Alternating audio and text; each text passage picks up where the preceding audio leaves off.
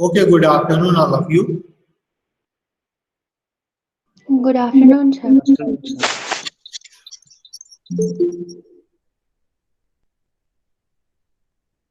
So today again we're going to deal with new chapter, which is capital gain. ठीक है? तो मैं आप लोगों को बता दूं कि हमने कुछ बिजनेस और कुछ क्वेश्चन प्रोफेशन के सॉल्व किए. ठीक है? तो आप लोग प्रैक्टिस कर लीजिए उस टाइप के क्वेश्चन के, क्योंकि मुझे ऐसा लगता है कि ये दोनों ही सेगमेंट बहुत अच्छे से कवर किया है. ठीक है? तो आपको एग्जाम में कई बार प्रोफेशन का क्वेश्चन पूछता है. ठीक है? तो आपको ये चेक करना पड़ेगा कि कौन से जो इनकम है वो प्रोफेशन से अर्न हो रही है. ठीक है?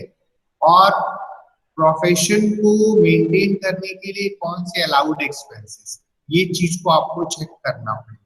ठीक है? अच्छा, तो आज हम किसकी बात करने जा रहे हैं? Capital gain. ठीक है?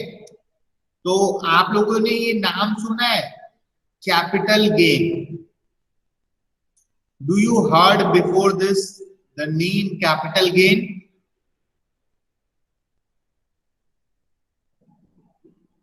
कभी सुना है कि नहीं सुना है? Yes sir. वेरी गुड, बहुत अच्छे. ठीक है, सुना है. तो what do you mean by capital gain? क्या होता है ये? सर कैपिटल एसेट्स को सेल करने के बाद जो भी गेन होता है, गेन या लॉस, वैसे आप किसी भी एसेट को सेल करके, कैपिटल एसेट्स, कैपिटल एक अलग चीज है, गेन एक अलग चीज है, एसेट एक अलग चीज है. There are 3 different terms. ठीक है? कैपिटल जो होता है वो ओनर ऑफ द कंपनी जो होता है, वो कभी भी बिजनेस स्टार्ट करने के लिए डेफिनेटली ही has to put some capital. ठीक है? और अगर आप किसी भी एसेट को बेचते हो तो आपको गेन और लॉस होगा. ठीक है? एसेट भी, there are 2 types of asset, tangible और इनटेंजिबल एसेट. ठीक है? तो ठीक है, कोई बात नहीं, मैं बताता हूं. Any profit arising from the transfer of a capital asset it's called capital gain. ठीक है? देखो, गेन का मतलब प्रॉफिट ही है. ठीक है? तो सपोज आप किसी भी एसेट को, ठीक है, जब क्या करते हो, खरीदते हो, तो उसकी एक प्राइस होती है. ठीक है? जब आप उसको बेचोगे तभी भी देयर इज अ प्राइस. ठीक है? तो सपोज आपने एक एसेट को 10,000 में लिया. ठीक है? और आप उसको 20,000 में बेचते हो. ठीक है? तो आपका गेन कितना है? 10,000 में खरीदा, 20,000 में सोल्ड किया, तो गेन कितना हुआ, प्रॉफिट कितना हुआ आपको? 10,000. 10,000. Very good. ठीक है? तो आप सभी लोग जो है सही हैं. ठीक है? तो एक नॉर्मल जो लेमैन है वो उसको ये लगता है कि मैंने 10,000 में खरीदा, 20,000 में सोल्ड किया. तो 20 और 10 के बीच का डिफरेंस कितना हुआ? 10,000. तो 10,000 मेरा प्रॉफिट हो गया और गेन हो गया. ठीक है? सही बात है? Yes. Yes, sir. This is not the reality. ठीक है? बट ये सही नहीं है. बीइंग अ कॉमर्स स्टूडेंट ये बिल्कुल भी सही नहीं है. कैसे सही नहीं है?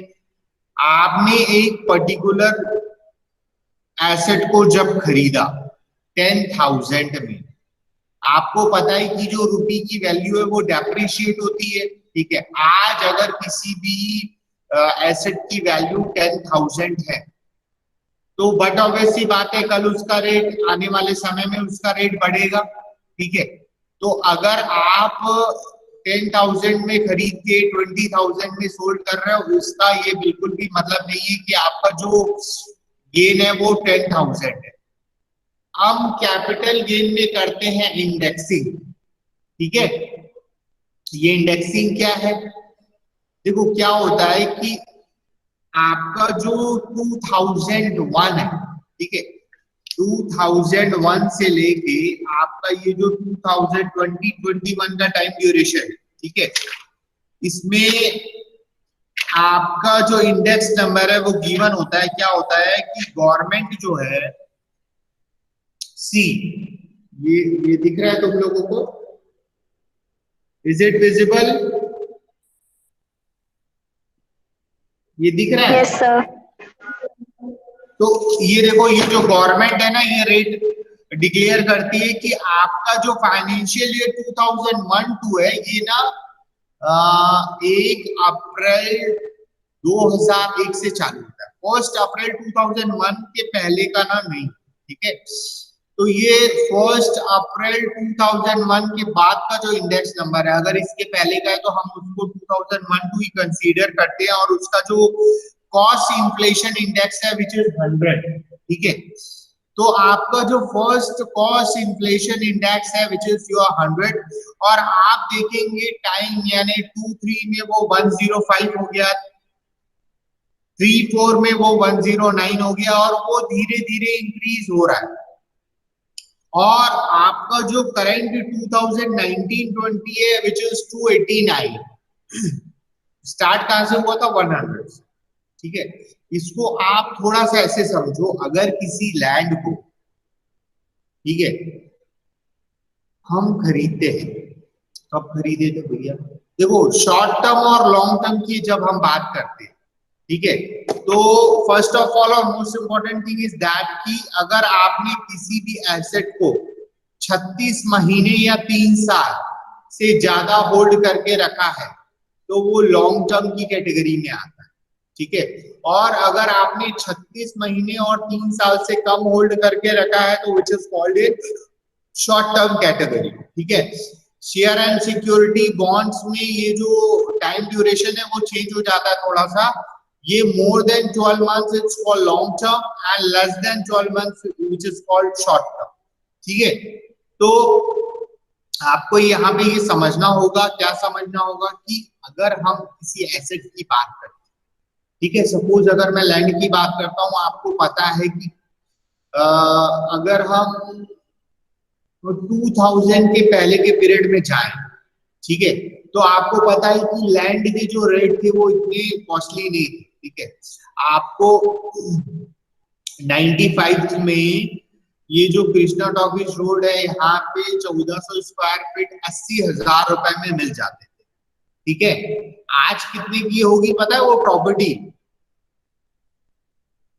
80,000 की प्रॉपर्टी जो 95 में थी, उसकी आज की कॉस्ट क्या होगी बताओ, गेस करो कितने साल हो गए? पहली बात तो ये 25 साल हो, ठीक है। तो 25 साल में 80,000 की वैल्यू कितनी हुई होगी? Any rough idea?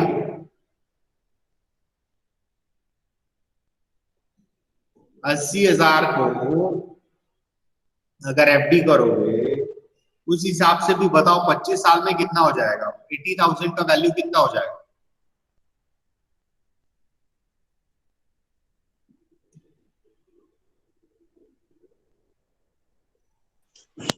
Sir 2 or 5 crore. हाँ, sir 2 to 5 crores. 2 to 5 crore. कौन है भैया ये? सर अरुण। अरुण, तुम थोड़े से बहुत, थोड़े से नहीं, थोड़ा ज्यादा ही आगे निकल गए। 2 से 5 करोड़ रुपए, 2 से 5 करोड़ रुपए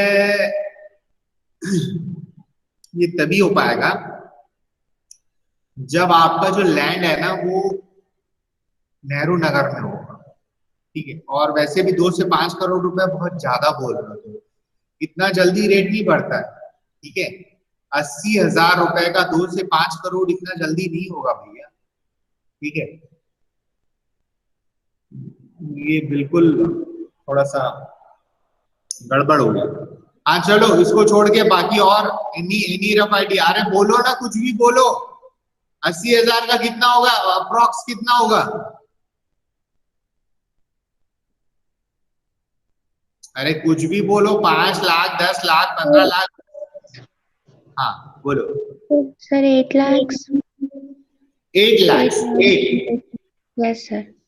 ठीक है चलो गुड। और बताओ।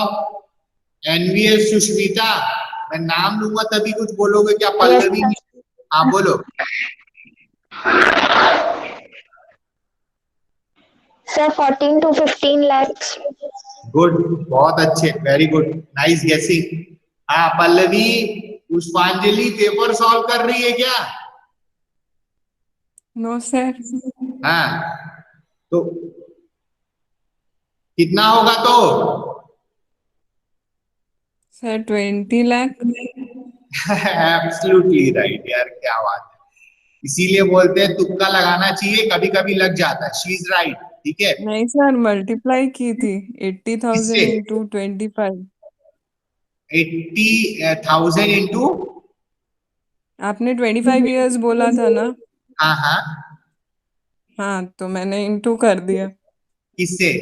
80,000 इंटू 25। 80,000 इंटू 25।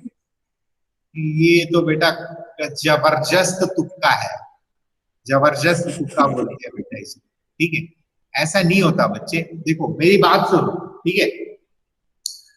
अभी देखो ये जो लड़का बात कर रहा है, कौन सा लड़का?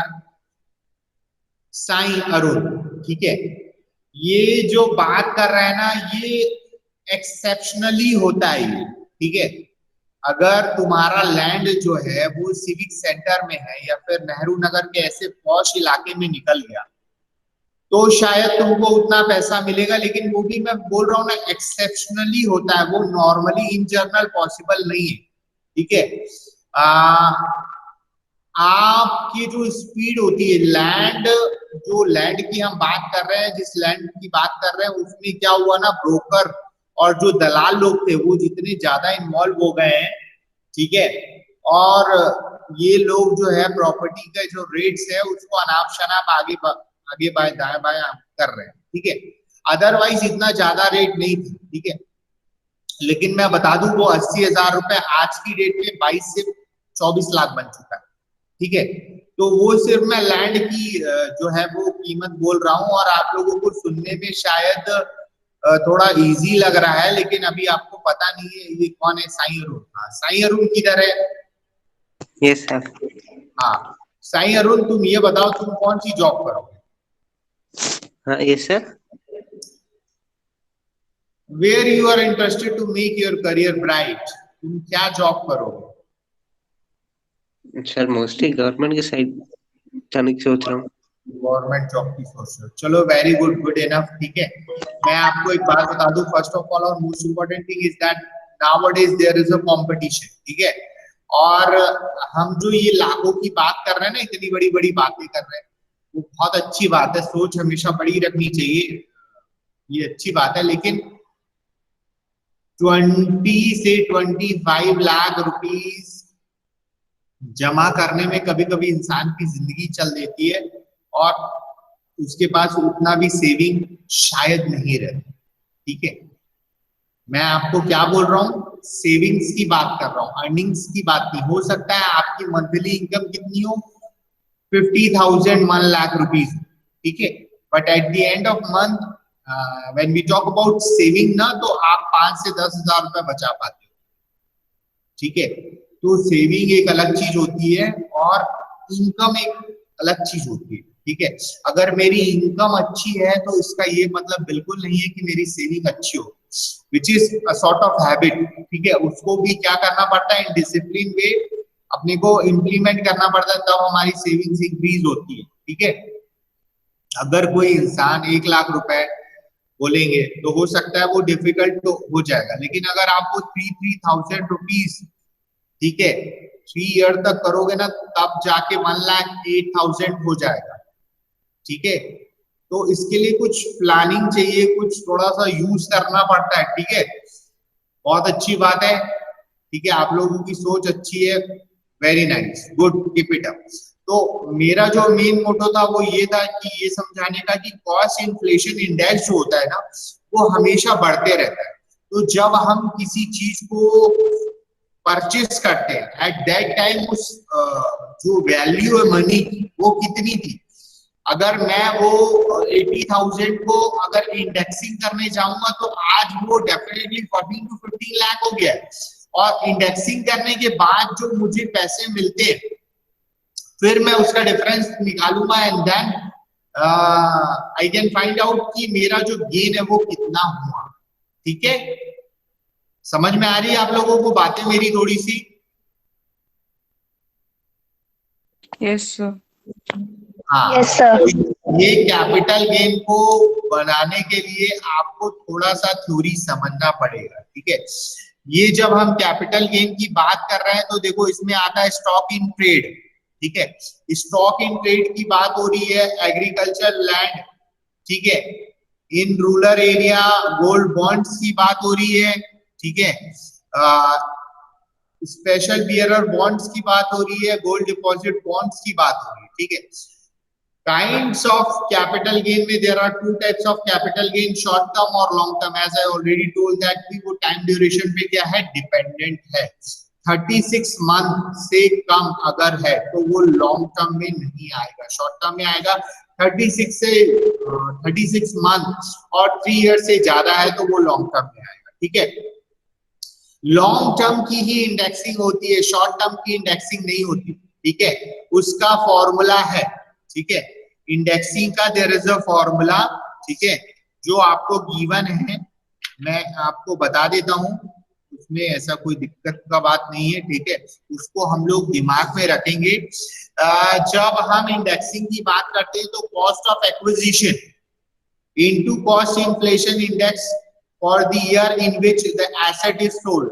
आप कभी भी इन जर्नल सोल्ड करेंगे 1920 में तो हम कॉस्ट इंटू 289 करेंगे, क्योंकि इस साल की जो इंडेक्स नंबर है वो 289 है, डिवाइड बाय आपने जिस ईयर में उसको परचेस किया था, ठीक है, जिसको बोलते हैं cost inflation index for the first year in which asset was held, और cost inflation index 1 April 2001 which is later, ठीक है।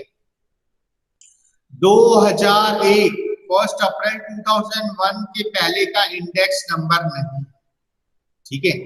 तो अगर आपको इसके पहले का है तो 2001 ही कंसीडर करेंगे, ठीक है।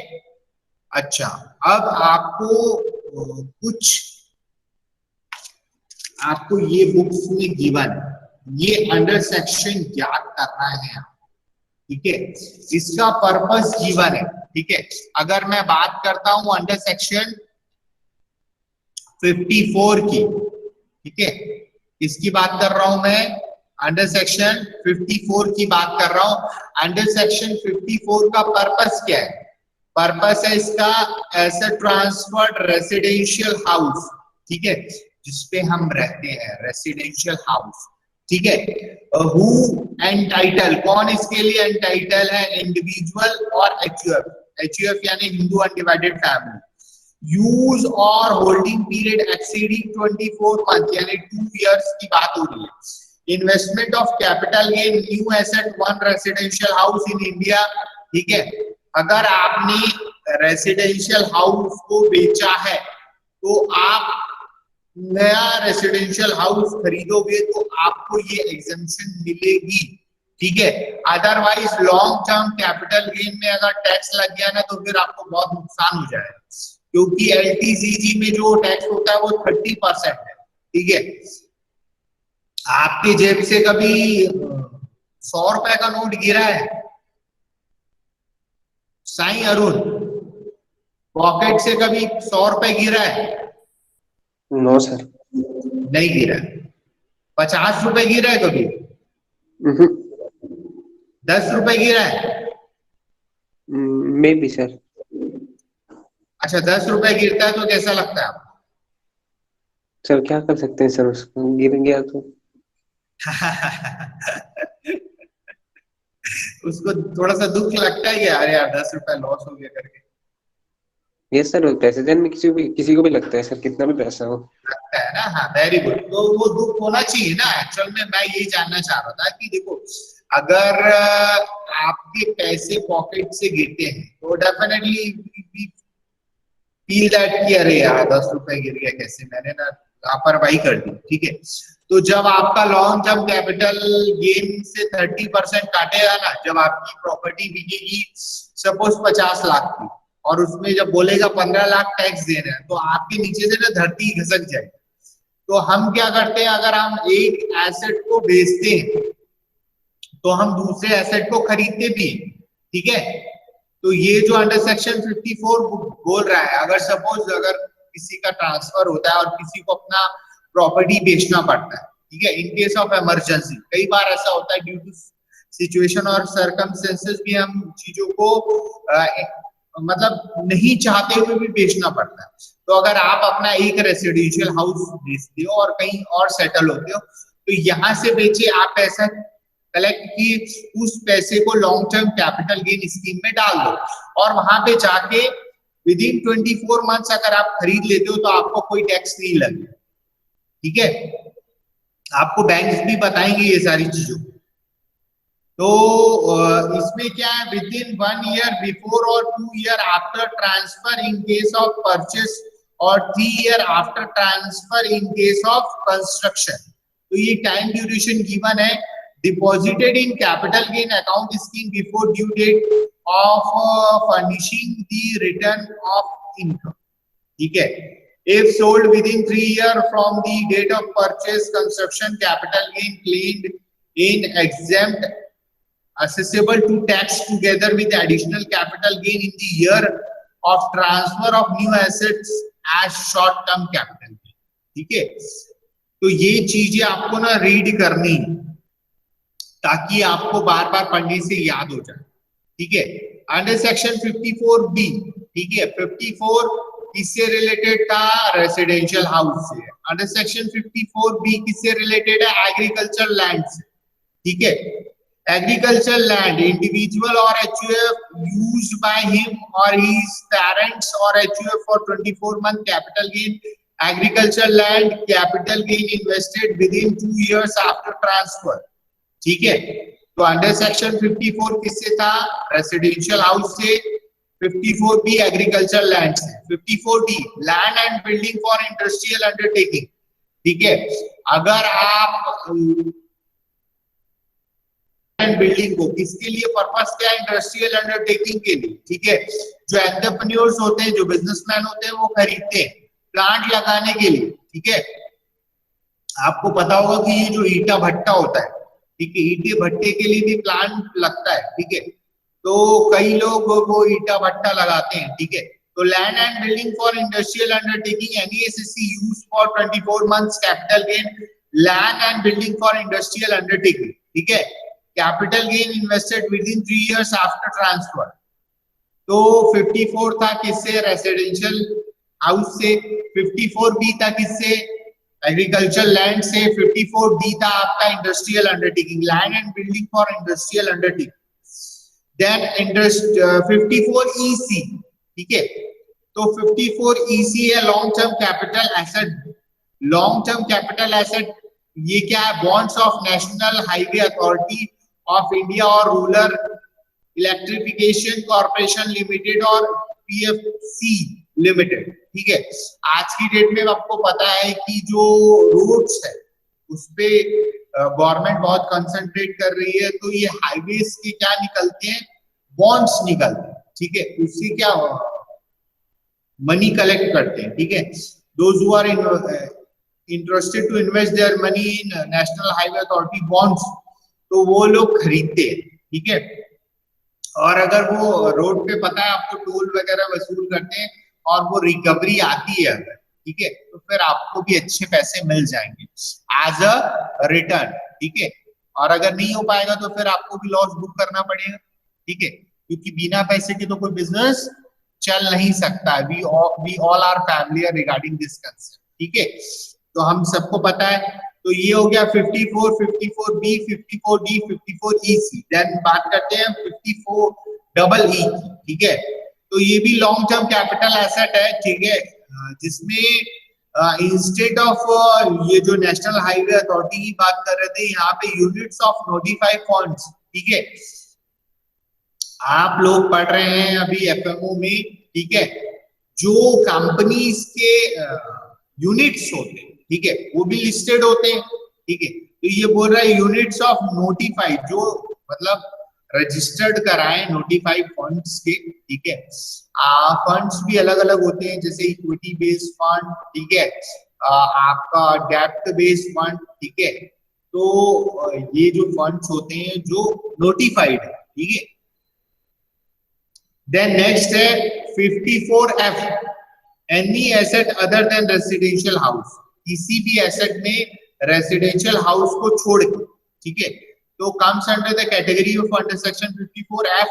इंडिविजुअल और HUF should be long term capital asset, net consideration one residential house in India, proportion net consideration invested, sum as for section, same as for section 54, same as for section 54, 54B, 54D, except that under section 54F it will be taxed as long term capital gain, ठीक है। तो इसका भी जो 54F का भी treatment है वो 54 और 54B और 54D की तरह ही है, ठीक है। Then next point is under section 54G, plant and machinery or land and building used for industrial undertaking in urban area, ठीक है। जो इसके पहले हम बात किए थे लैंड एंड बिल्डिंग और इंडस्ट्रियल अंडरटेकिंग, ये क्या था, ये रूरल एरिया था और ये अर्बन एरिया, ठीक है। शहरी और ग्रामीण दो शब्द आते हैं, ठीक है।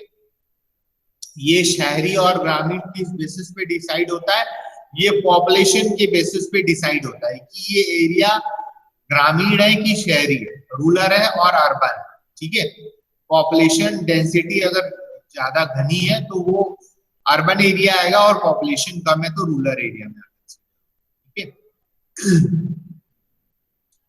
तो maybe long term capital asset और short term capital asset, capital in plant and machinery और land and building for industrial undertaking in non urban area और meeting expenses of shifting, capital gain invested within 1 year before or within 3 years after transfer, same as for section 54, 54B, 54D, ठीक है। तो इसके बाद है 54GA, ठीक है। ये भी प्लांट एंड मशीनरी और land and building for industrial undertaking in special economic zone, ठीक है। सेज पढ़ा होगा आपने, स्पेशल इकोनॉमिक जोन जो है, ठीक है। Meeting expenses of shifting under section 54GB, residential property, long term capital, net consideration, equity share, ठीक है। मैं आपको भी बता रहा था कि जो फंड्स होते हैं वो इक्विटी बेस्ड भी होते हैं, डेब्ट बेस्ड भी होते हैं, ठीक है। Equity link saving scheme, ELSS भी शॉर्टकट में बताते हैं, ठीक है। तो ये सारी चीजें थी। देखो under all the above section amount deposited in capital gain account scheme, if not utilized within the prescribed time, it will be taxed in the previous year which the prescribed period expires. Additional condition section 54F, ठीक है। The SSC should not own more than one residential house on the date of transfer of original asset and should not purchase or construct within the prescribed time any residential house other than one which in the new asset, ठीक है। तो ये जो आपको दिया हुआ है ये आपको क्वेश्चन में यूज होगा, तो आपको इसको लिखना है और याद करने की कोशिश करना है, ठीक है। ये एक बार में याद नहीं होगा, इसको बार बार पढ़ने से ही आपको क्या होगा, याद होगा, ठीक है। Under section 54, under section 54B, ए के बाद B सी के बाद डी, इस टाइप से कुछ ट्रिक यूज करना पड़ेगा। 54, then 54B, then 54D, then 54EC, then 54EE, ठीक है, फिर F, then G, then GA, GB, इतना है, ठीक है। तो आपको यहाँ पे थोड़ा सा मेहनत करने की जरूरत है, क्योंकि ये अंडर सेक्शन को हम क्वेश्चन पे यू हैव टू मेंशन, ठीक है, मेंशन करना पड़ेगा, ठीक है। Yes sir. Yes, sir. आज जो है इनकम टैक्स ऐसा लग रहा होगा कि ये सर क्या Okay. थ्योरी पढ़ा ना। तो ये जो है ये कहीं ना कहीं इस थ्योरी के बेस पे ही हमारा प्रैक्टिकल बनेगा एक्चुअली। सी व्हाट हैपेंड, अगर मैं आपको डायरेक्ट जब बोलूंगा अंडर सेक्शन 54B और आपको पता ही नहीं होगा कि ये रिलेटेड विद एग्रीकल्चर लैंड है, तो फिर आप at that moment definitely you are having confusion. इसलिए मैं इनिशियली आपको ये क्लियर कर रहा हूँ, ठीक है। कैपिटल गेन में आपको यही देखना है कि शॉर्ट टर्म है मोर देन 3 ईयर है और लेस देन 3 ईयर। अगर लॉन्ग टर्म है तो उसकी इंडेक्सिंग होगी, ठीक है। इंडेक्सिंग अगर हो रही है तो मैंने आपको बताया कि इंडेक्स आपको गिवन है और क्वेश्चन में भी दिया रहेगा आपको, ठीक है। उसी के बेसिस पे हम क्या करेंगे, सॉल्व करेंगे, ठीक है। तो हम एक क्वेश्चन को देखते हैं, ठीक है, उससे हो सकता है आप लोगों को थोड़ा अच्छा लगेगा। हाँ, एक छोटा सा क्वेश्चन ले लेते हैं।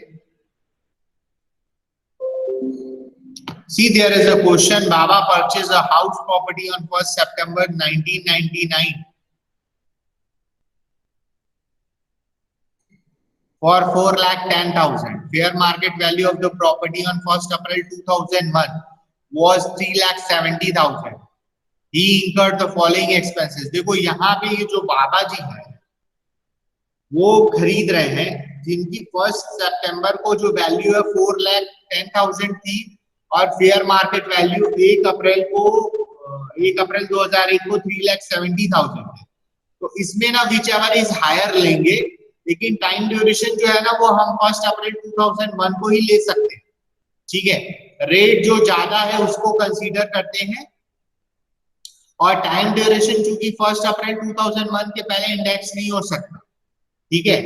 Construction of a room on the ground floor during 2001 is 10,000, ठीक है। रिन्यूअल रिकंस्ट्रक्शन 2013-14 आपको क्या बता रहा है, 4,40,000। The property was transfer on 31 March 2020 for 25 lakh, ठीक है। Compute the capital gain, compute the capital gain. आपको यहाँ पे देखो बता रहे cost index, cost inflation index, inflation यानी महंगाई आपको पता है। For the year are as follows, financial year आपको दिया हुआ है 13-14 2020 और 2019-20 289 तो हमेशा ही लगेगा, ठीक है। तो ये क्वेश्चन पढ़ के आपको थोड़ा सा समझ में आया। Yes, sir.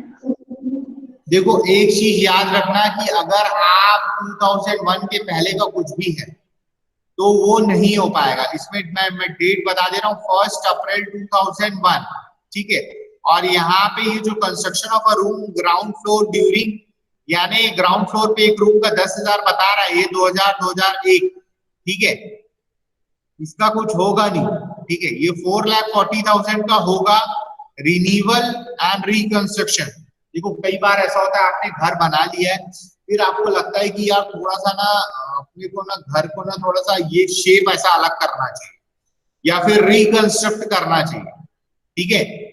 तो वो भी अल्टीमेटली आपके प्रॉपर्टी में ही आ रहा है, ठीक है। तो अपन ये वाले क्वेश्चन को ना करके देखते हैं। देखो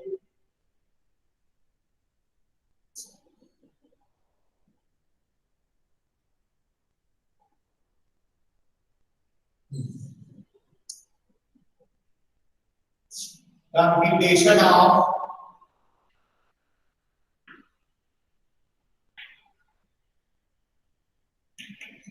taxable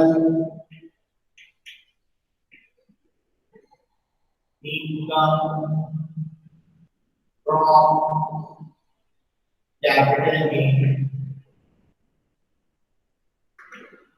of बाप। ठीक है, अभी देखो ये वाले क्वेश्चन में ना आपको पता चल गया ना कि ये जो प्रॉपर्टी को है वो 3 ईयर से ज्यादा टाइम के लिए होल्ड करके रख रहा है। ये दिखा आप लोगों को?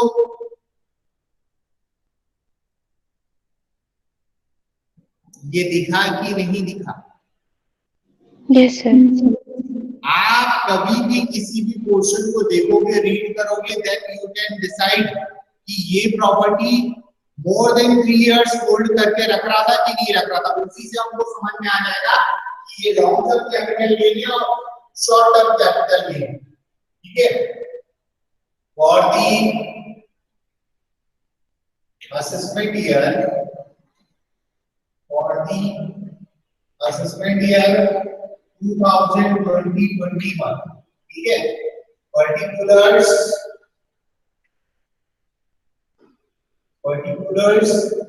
अमाउंट के दो कॉलम। ठीक है, आपने उसको बेचा कितने में है? इसको बोलते हैं सेल्स प्रोसीड्स। 45 लाख रुपए में बेचे।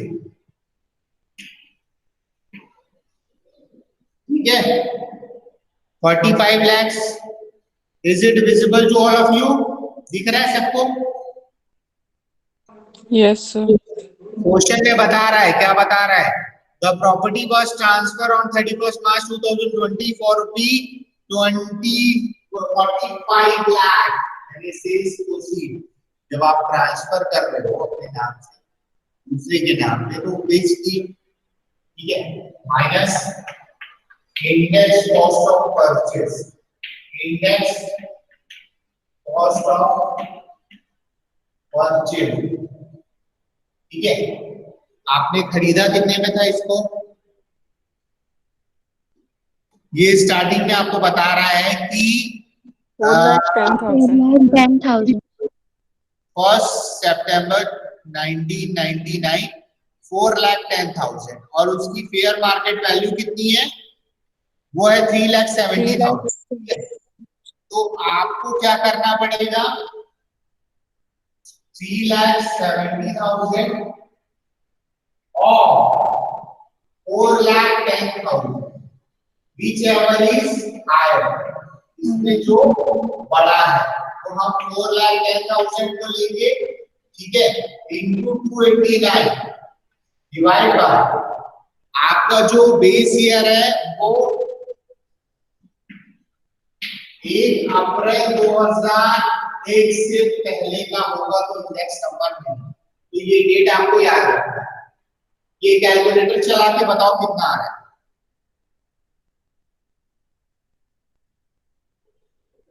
4,10,000 into 289 divided by 100. Sir, 11,849,100. 11,849,900. 4,900. 4,900. Yes, Double sir. ठीक है, उसके बाद में आपको एक पॉइंट ये बताया कि ये एक्सपेंडिचर इनकर्ड, ठीक है, ये 10,000 का बताया।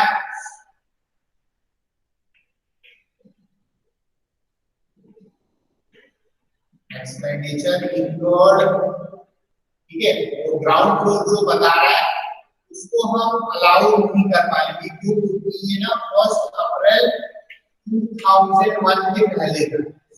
ठीक है, और एक्सपेंडिचर इनकर्ड सेकंड वाला जो है एक्सपेंडिचर इनकर्ड, ये जो है आपका, ये कौन सा ईयर दिया हुआ है? 2013-14 गिवन। ठीक है, ठीक है, ठीक है ना? Yes, sir. ये 4,40,000 तो इंटू 1314 आपका करंट ईयर कितना है 289 और आपका 1314 का आपको देखो दिया हुआ है, क्या दिया हुआ है, कॉस्ट इन्फ्लेशन कितना दिया हुआ है 220। ठीक है, ठीक है, तो देखो amount into current year index divide by year in which property is purchase, तो यहाँ पे 220 आ जाएगा। ठीक है, ये 1314 का है। चलिए बताइए कितना आ रहा है? 5,78,000 हाँ? सर 5,78,000 5,78,000 प्लस ये कितना होता है?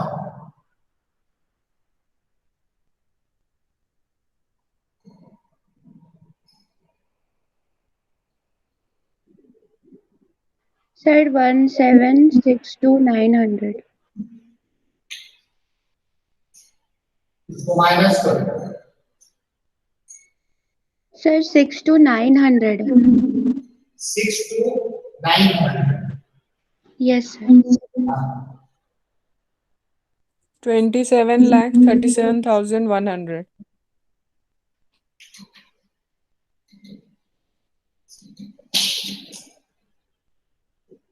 इसका नाम है taxable long term capital gain. Taxable income from LTCG.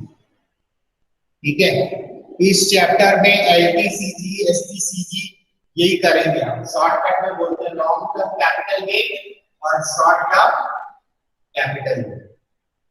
ठीक है, यस सर इसको थोड़ा पढ़ना पड़ेगा आप लोगों को। नोट डाउन करिए।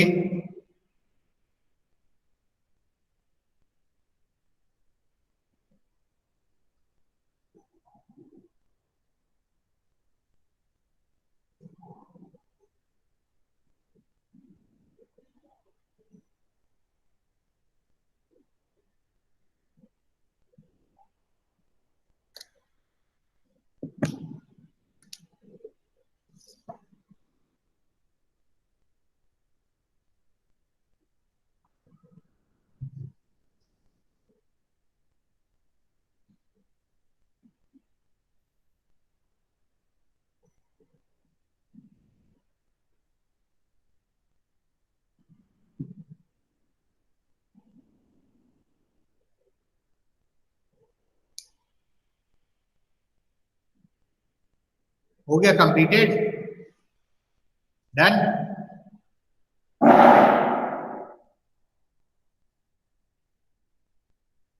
Yes sir okay then, have a nice day. ठीक है। Thank you, sir. Thank you sir